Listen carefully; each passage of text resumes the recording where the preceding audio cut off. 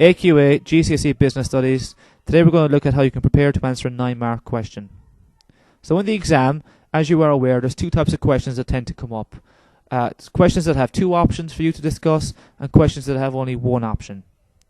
So if you have two options that you need to discuss, okay, my advice to you would be to focus solely on the advantages only for each option. You don't have time to discuss the advantages and disadvantages, especially as there's only 4 marks going out of 9. So focus on the advantages alone. So you meal each one. So you make a point, you then explain it, and after you've explained it, you think about what impact or what effect it's going to have on the business. And the L then is linking it, so making sure your answer is in the context of the business. You follow this off and finishing by doing your conclusion. Now if you only have one option, this is when you discuss the advantages and disadvantages for that option alone. Now my advice to you would be to make sure you meal the advantage and meal the disadvantage. Again, you follow this off by doing your conclusion. Now I cannot stress enough how important it is that you leave enough time to do your conclusion, because this is where you get to demonstrate your evaluation skills.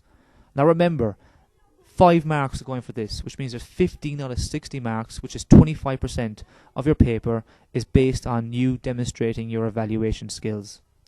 So how can you do that? A simple way to do this is using simple sentence starters such as follows and structuring your answer like this. So you start off by making sure that you answer the question.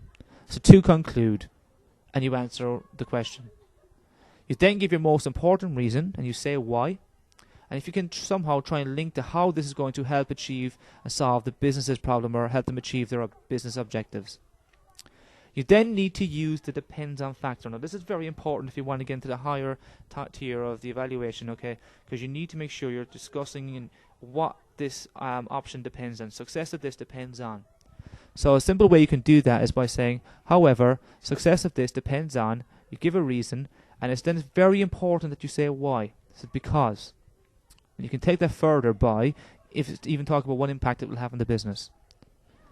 And finally, then you finish off by saying, therefore, I recommend. Now, for those of you who are aiming for maybe an A star and 2 or maybe quick at writing, okay, you could stretch and challenge, try and push yourself a bit further and finish off by saying, in the short term, this will mean that, give a reason or give an issue, and however, in the long term, it will mean that. So again, make sure you leave enough time to do your evaluation at the end. Very, very important. Now, typical 9-mark question with 2 options was as follows. Last year's 2014 paper, you had 2 options to discuss. You had a loan and an overdraft. Okay, so you'd focus on an advantage for the loan and you'd focus on an advantage for the overdraft, and you'd meal each one. Okay, you then allow yourself 5 minutes. Again, very important you leave enough time to do this, to do your conclusion, and include all steps I've just previously mentioned. Alright, an example of a 9-mark question with 1 option was here last year as well. Recommend whether or not the newspaper should increase the price to 60p. Give reasons for your recommendation. So you would focus on an advantage of increasing the price to 60p and a disadvantage, and you would meal each one. Sorry, let's just say disadvantage here. So then you, again, allow yourself 5 minutes to do your conclusion. And remember to include all steps as best you possibly can. Okay, so best of luck and make sure you practice.